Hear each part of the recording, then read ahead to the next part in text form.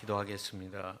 하나님 아버지, 5월 가정의 달 마지막 주일이 되었습니다. 이 시간 말씀을 통해서 은혜 받게 하시고 우리의 삶이 새로워지는 복된 시간으로 성령께서 함께하여 주옵소서. 예수님의 이름으로 기도드립니다. 아멘. 예수님이 십자가상에서 죽으실 때 그리고 죽고 난 다음에 있었던 일, 어떤 기적사건, 또 예수님이 부활하시고 난 다음에 행적을 살펴보면 우리가 하나님에 대해서 이해하는데 굉장한 도움이 됩니다. 예수님께서 십자가상에서 죽으셨을 때 어둠이 임하고 그 다음에 휘장이 찢기죠. 위로부터 아래까지 휘장이 찢겨집니다. 그리고 땅이 진동하고 바위가 터지고 무덤에서 자던 성도들이 일어나게 되고 성소에 들어가서 하나님을 찬양하게 되고 그 다음에 백부장이 놀라운 신앙을 고백하죠. 이는 진실로 하나님의 아들이었다고 그렇게 고백을 합니다. 7가지의 기적이죠. 그리고 예수님께서 아리마대 요셉 부자의 묘실에 장사 지낸 바 됩니다. 이사야서에 나오는 예언의 말씀대로 그대로 이루어진 거죠. 그리고 이 파라스큐엔, 그러니까 초창기 크리스찬들은 금요일 날을 파라스큐엔, 예비일, 준비일로 여겼습니다. 그리고 안식일을 안식일이라고 하지 않고 파라스큐엔, 준비일 다음 날 그렇게 표현하죠. 그리고 그 다음 날 부활절 아침에 예수님께서 사망 권세, 무덤의 권세를 다 물리치고 부활하셨어요. 부활하시고 난 다음에 예수님께서 40일 동안 이 땅에 계셨는데 40일 동안 이 땅에 계시면서 12가지의 행적을 보여주셨어요. 물론 이제 성경에 나와 있는 내용이 12가지이고 그보다 훨씬 더 많은 일을 행하셨겠죠. 첫 번째는 막달라 마리아를 만나셨고 무덤을 찾은 여인들을 만나시고 베드로를 만나시고 엠마오로 가던 두 제자를 만나시고 그 다음에 저녁에 도마를 제외한 제자들이 있는 가운데서 예수님께서 나타나셔서 너에게 평강이 있을지어다 그렇게 말씀하십니다. 그리고 여드레가 지난 이후에 도마가 있을 때 예수님께서 또 나타나시고 디베레아 호수에서 베드로를 포함해서 7제자를 만나시고 그 다음에 11제자가 예수님께서 지시하신 갈릴리 어느 산에서 예수님께서 만나십니다. 그때 말씀하시죠. 하늘과 땅의 모든 권세를 내게 주셨으니 그러므로 너희는 가서 모든 민족으로 제자를 삼아 아버지와 아들과 성령의 이름으로 세례를 베풀고 내가 너희에게 분부한 모든 것을 가르쳐 지키게 하라. 볼지어다 내가 세상 끝날까지 너희와 항상 함께 있으리라. 그런 놀라운 말씀을 하십니다. 그리고 이제 500의 형제에게 일시에게 보여주시고 그리고 이제 야고보, 주의 형제 야고보에게 보여주시고 그 다음에 부활 후 40일이 되어서 감람산에서 승천하시죠. 그리고 이제 다메섹으로 가던 사울에게 부활의 예수님께서 나타나셔서 이 사울이 바울이 되죠. 예수님을 핍박하던 사람이 예수님을 증거하는 사람으로 바뀌게 됩니다. 그러니까 이 부활의 예수님과의 만남을 통해서 제자들 할 것 없이 이 사람들의 삶이 송두리째 바뀌어지게 되는 겁니다. 그 십자가와 부활의 사건에 대해서 연구했던 어느 학자는 그런 말을 했어요. 웨스트코트라는 이란 사람이었는데 모든 증거를 종합해 볼 때 예수 그리스도의 부활보다 더 낫거나 정확하게 입증된 자료는 없다 그렇게 말을 했어요. 역사를 연구했던 토마스 아놀드 교수는 그런 말을 한 적이 있어요. 나는 지금까지 인류 역사를 통틀어서 그리스도의 죽음과 부활에 대한 위대한 증거보다 충분한 증거에 의해서 입증된 사실을 본 적이 없다. 법률가 입장에서 에드워드 클라크라는 사람이 이런 말을 했는데, 법률가로서 나는 부활의 사건에 대한 증거들을 오랫동안 연구했다. 부활의 증거는 결정적이다. 내가 법조계에서 일하면서 이와 비슷한 수준의 강력한 증거를 바탕으로 판결을 내려본 적이 없다. 그러니까 이 신약 성경에 나와 있는 내용만 봐도 예수 그리스도의 어떤 부활을 경험한 사람들이 1000명이나 되니까 부활의 증인들이죠. 그러니까 굉장한 거죠. 어떤 사실에 대해서 판결을 내릴 때 1000명의 증인이 있다고 한번 생각해 보세요. 당연히 사실로서 인정될 수밖에 없는 거죠. 이 외에도 부활 이후에 나타난 사회적인 현상들, 사회적 변화, 역사에 끼친 영향력, 이러한 것들을 생각하면 예수 그리스도의 죽음과 그리고 부활을 부인할 수 없는 거죠. 이렇게 예수님의 부활같이 많은 기록과 증인들을 가지고 있는 역사적 사건이 어디 있겠습니까?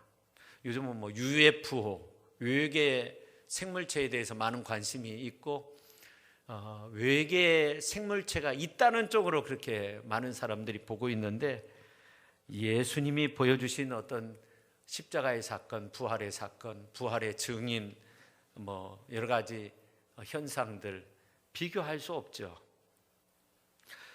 성도 여러분, 여러분들은 이런 물음에 대해서 어떻게 대답하시겠습니까?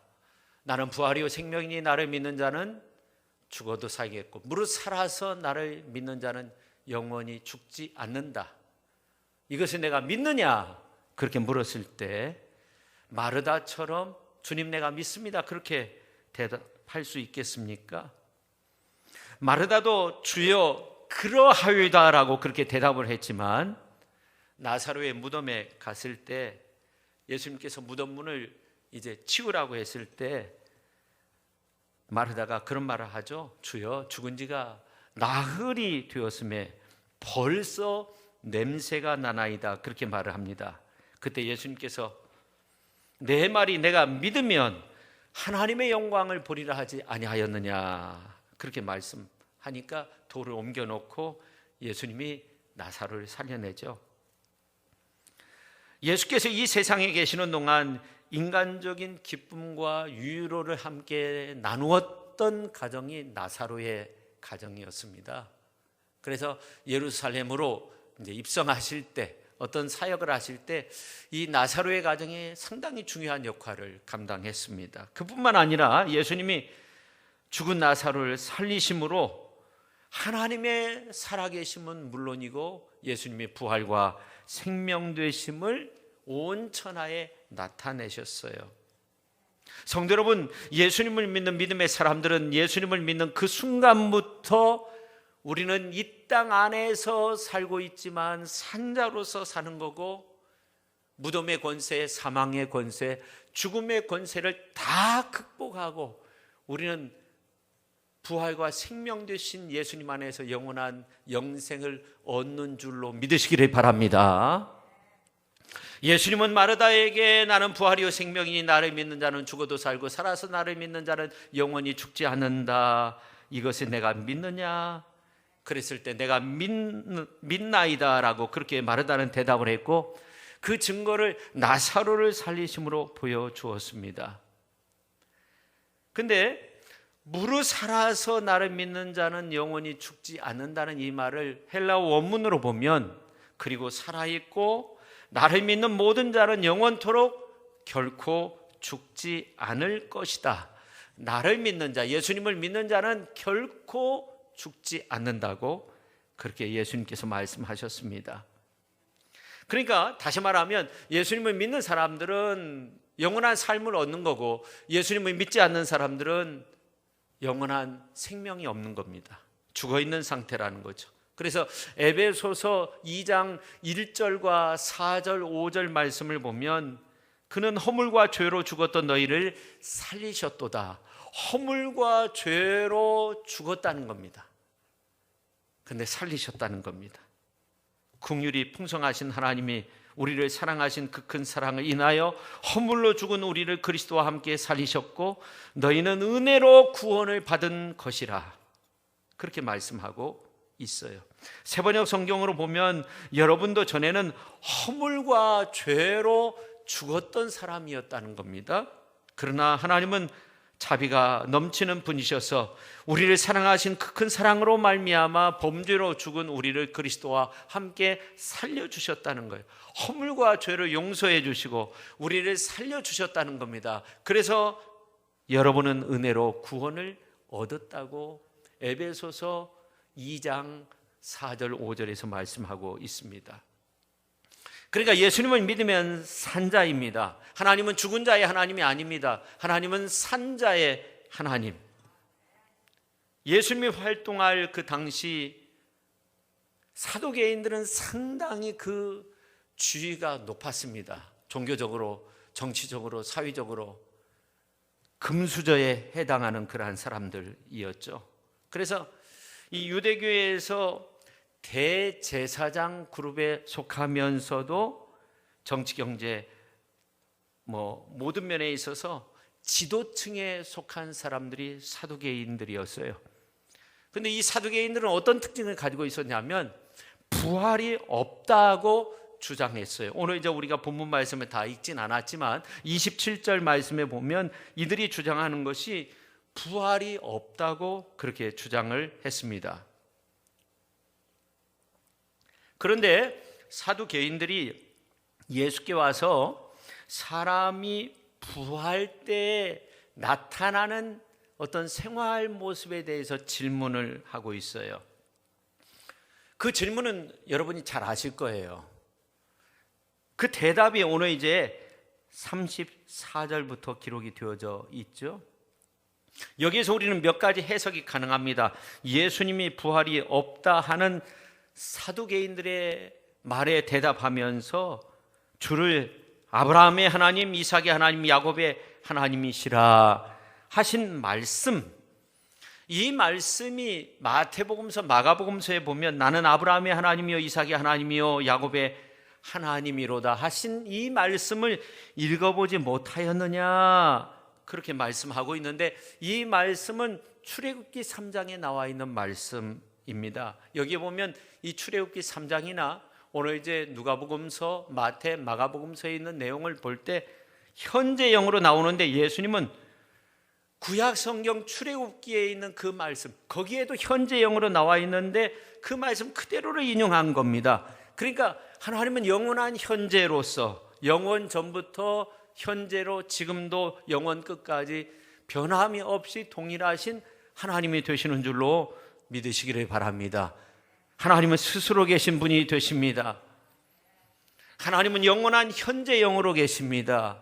하나님은 아무에게도 간섭받지 아니하십니다. 과거에도 계셨고 지금도 계시고 미래에도 계시는 하나님, 영원 전부터 영원 끝까지 동일하신 하나님이 되시는 줄로 믿으시기를 바랍니다.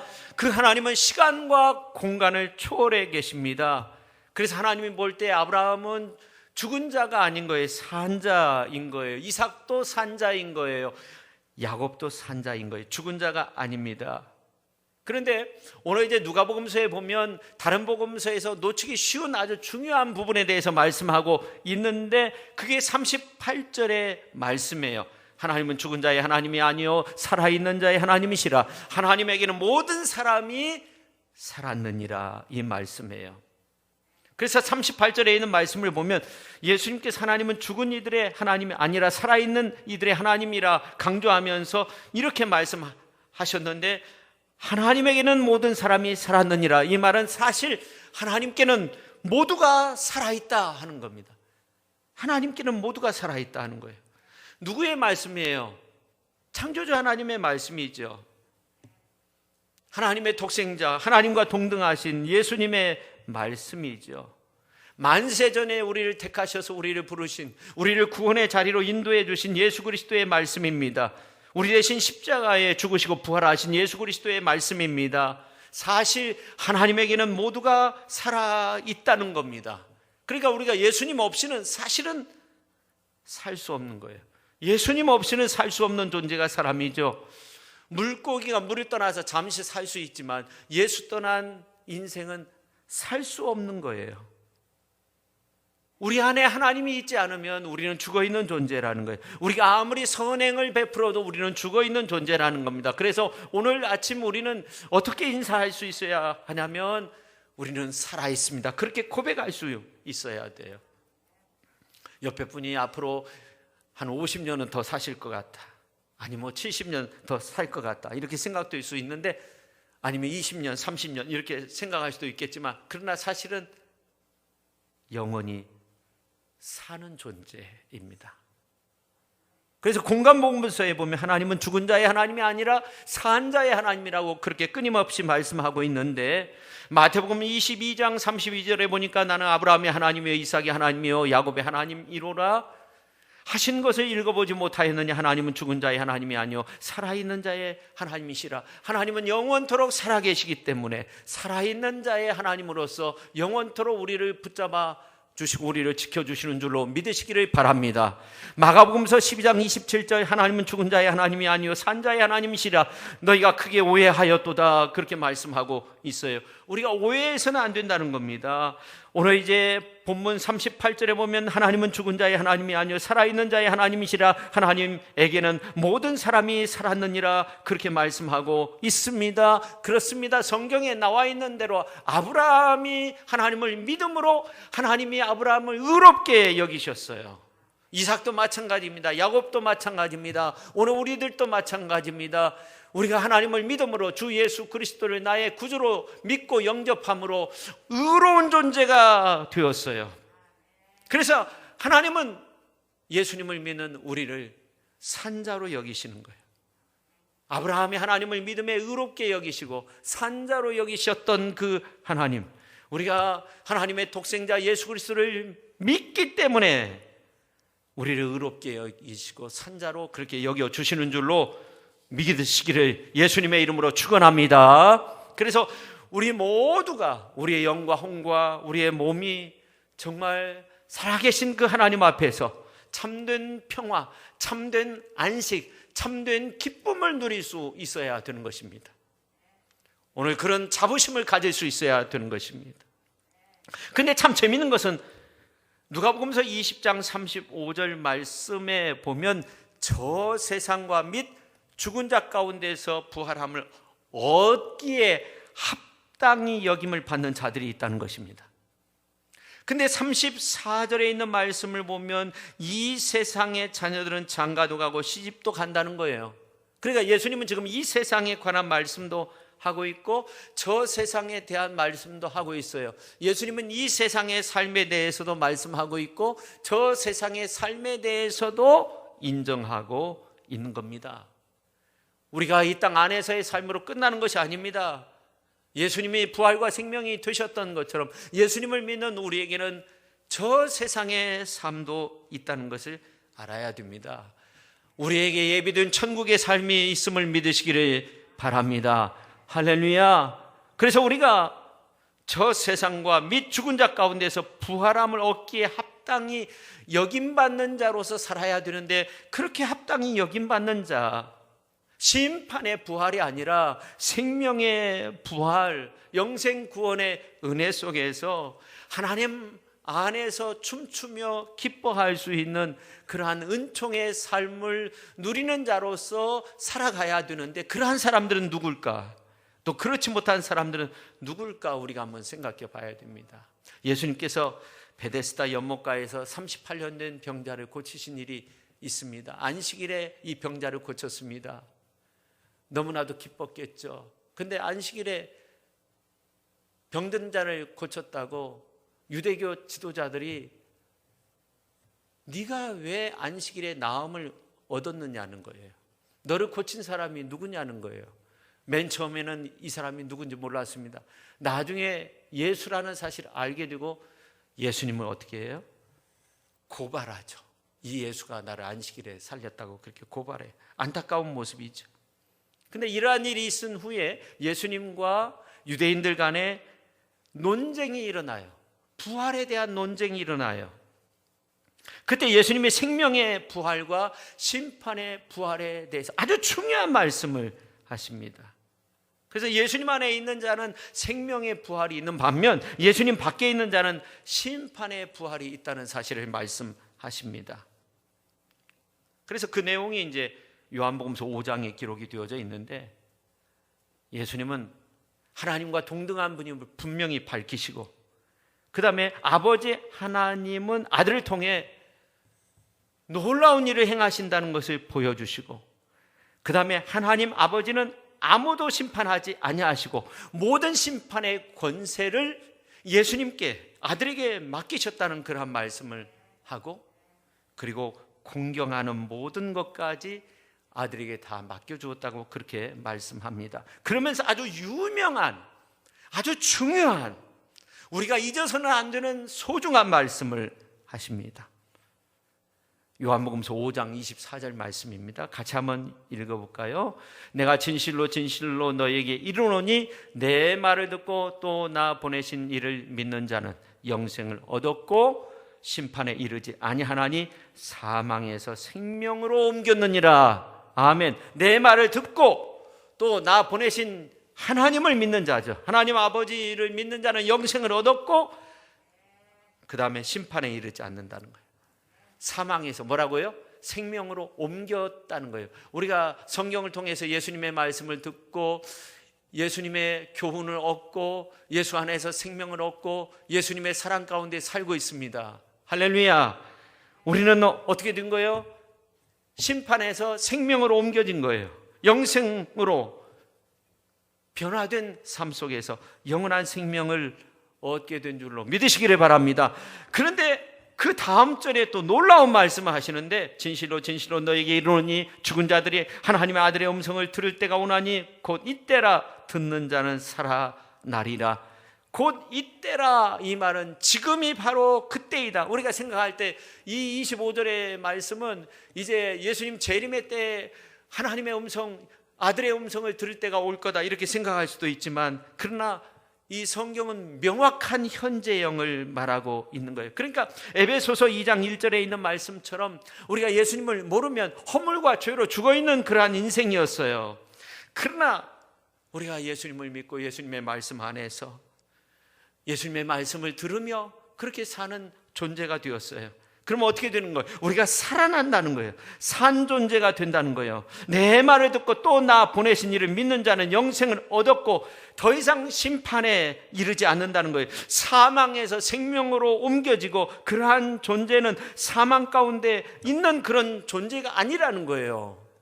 영원한 생명 얻은 존재라는 거예요.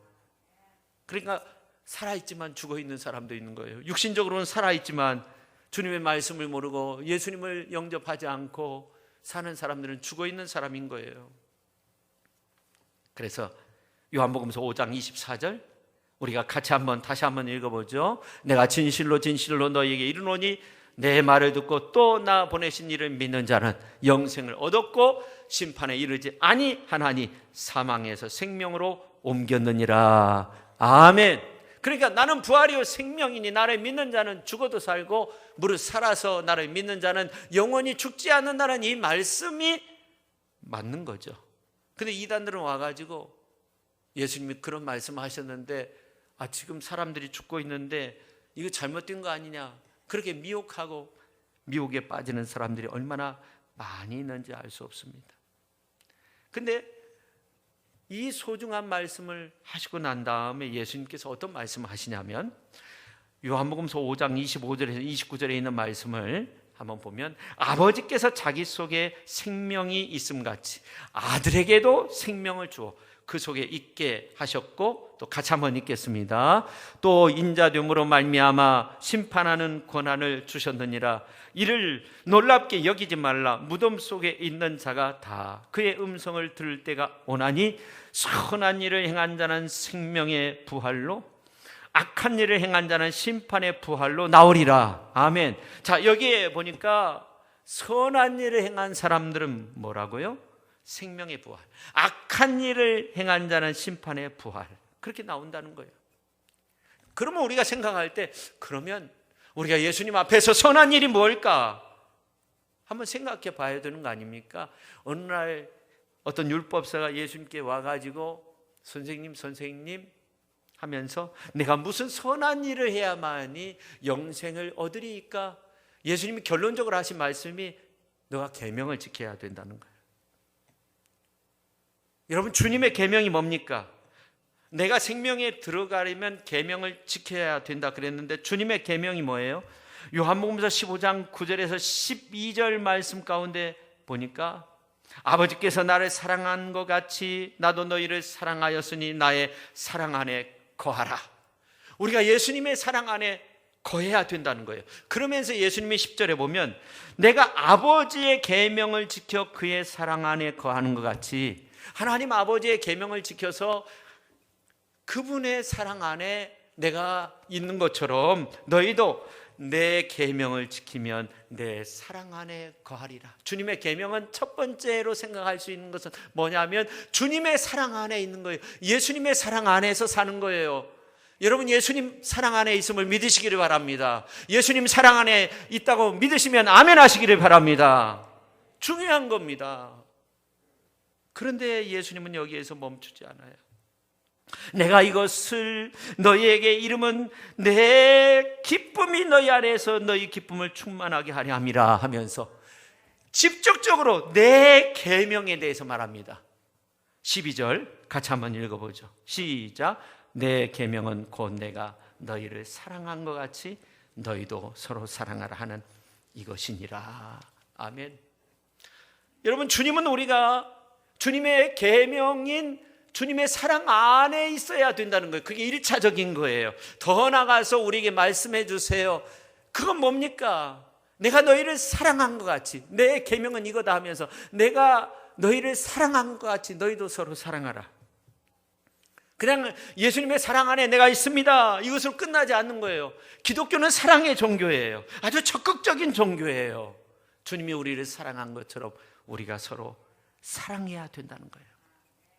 진보적이고 이타적인 그러한 사랑을 해야 된다고 그렇게 말하고 있어요. 그것이 주님의 계명이에요. 자, 그런데 우리가 또 한 가지 생각해야 될 것이 있습니다. 그것은 뭐냐면, 그러면 하나님의 일은 뭘까? 이겁니다. 예수님께서 오병이어의 기적을 행하시고 많은 사람들이 왔을 때 많은 사람들이 물어요. 요한복음서 6장 28절 말씀을 보면 우리가 어떻게 해야만이 하나님의 일을 할 수 있습니까? 하나님의 일이 무엇입니까? 그때 예수님께서 말씀하십니다. 하나님께서 보내신 일을 믿는 것이 하나님의 일이다. 하나님의 일이 뭐예요? 하나님께서 보내신 이가 누구예요? 예수님을 믿는 것이 하나님의 일이에요. 다른 것이 하나님의 일이 아니에요. 그러니까 우리 인간이 생명 얻기 위해서 해야 할 중요한 일들을 예수님께서 다 말씀하셨는데, 첫 번째는 우리가 하나님의 일을 해야 돼요. 하나님의 일이 뭐예요? 예수님을 믿는 겁니다. 하나님이 보내신 분 예수 그리스도를 믿는 일이에요. 그게 하나님의 일이에요. 그리고 두 번째, 아버지 하나님의 계명. 하나님의 계명, 예수님 사랑 안에 있는 겁니다. 그리고 더 나가서 예수님이 주신 계명, 주님이 우리를 사랑한 것처럼 그렇게 사랑하면서 사는 거예요. 예수 믿는 사람들이 수많은 사람들과 원수 맺고 예수님 잘 믿는다고 말할 수 없는 거죠. 하나님의 일은 한 거죠. 예수님을 믿었으니까. 그러나 선한 일을 행하고 있는 것은 아니에요. 그렇습니다. 우리의 영과 육과 혼이 정말 하나님 앞에 서기에 부끄러움이 없이 진정 하나님 안에서 참 안식과 하나님 안에서 참 평안을 누리는 귀한 성도님들이 다 되실 수 있기를 예수님의 이름으로 축원합니다. 저는 이런 생각을 해봅니다. 예수님이 나사로까지 살릴 필요가 있는가? 죽은 지 나흘이 돼서 썩어서 냄새 난다고 하는데 그런 사람까지 살릴 필요가 있는가? 또 다시 죽게 되는 거 아닌가? 왜 그랬을까 하는 거예요. 근데 예수님께서 이 나사로를 살리실 때 심히 비통히 여기셨다고 그렇게 말씀하고 있어요. 그러면서 울기까지 하셨다는 거예요. 그러니까 유대인들이 생각하기를 사랑하시던 그 나사로가 죽어서 예수님이 울고 있구나. 근데 사실은 그것이 아니잖아요. 예수님이 조금 있으면 나사로를 살리실 거예요. 그렇잖아요. 그래서 이 성경을 보면 마리아, 마르다, 그리고 유대인들의 울음과 그리고 예수님이 우셨다는 그 내용의 단어가 달라요. 마리아, 마리아, 그리고 마르다, 유대인 이들이 울었다는 그 내용은 크라이오라는 말, 곡을 했다는, 큰 소리로 곡을 했다. 예수님이 눈물 흘리셨다는 것은 에다클리센이라는 헬라어 말로, 이것은 유대인들을 바라보고 마리아 마르다를 바라보고 깊은 연민과 긍휼하심을 느끼면서 눈물을 흘리신 거예요. 그러니까 예수님의 눈물은 아직도 사망 속에서 정말 이 무덤의 자리에 앉아있는 그 인생들을 바라보면서 우신 거예요. 예수님을 믿는다고 하면서 아직도 내가 예수님 안에서 영원한 생명을 얻었다는 그런 믿음이 없는 사람들이 얼마나 많이 있습니까? 믿는 것 같지만 제대로 믿지 못하는 사람들이, 하나님의 일을 하였던 것 같은데, 예수님을 믿는 것 같은데 예수님의 사랑 안에 있지 못하고 예수님의 사랑으로 살지 못하는 사람들이 얼마나 많이 있습니까? 아직도 내가 사망의 권세에 매여서 그렇게 어려움 속에 지내는 사람, 그런 인생들이 너무나도 많이 있다는 거예요. 그래서 요한복음서 11장 33절 34절에 보면 예수께서 그가 우는 것과 또 함께 온 유대인들이 우는 것을 보시고 심령에 비통히 여기시고 불쌍히 여기사 이르시되 그를 어디 두었느냐, 이르되 주여 와서 보옵소서 하니 예수께서 눈물을 흘리시더라, 그렇게 말씀하고 있어요. 비통히 여기신 거예요. 그리고 나사로를 살리신 거예요. 봐라 하는 거죠. 봐라, 썩어서 냄새가 나는 이 나사로를 살렸다는 거예요. 그렇게 함으로써 크리스찬은 예수님을 믿는 순간 영원히 멸망치 않는 영생을 얻는 영적인 생명을 얻을 뿐만 아니라 주님이 다시 오실 영광의 날에 정말 썩어 진토까지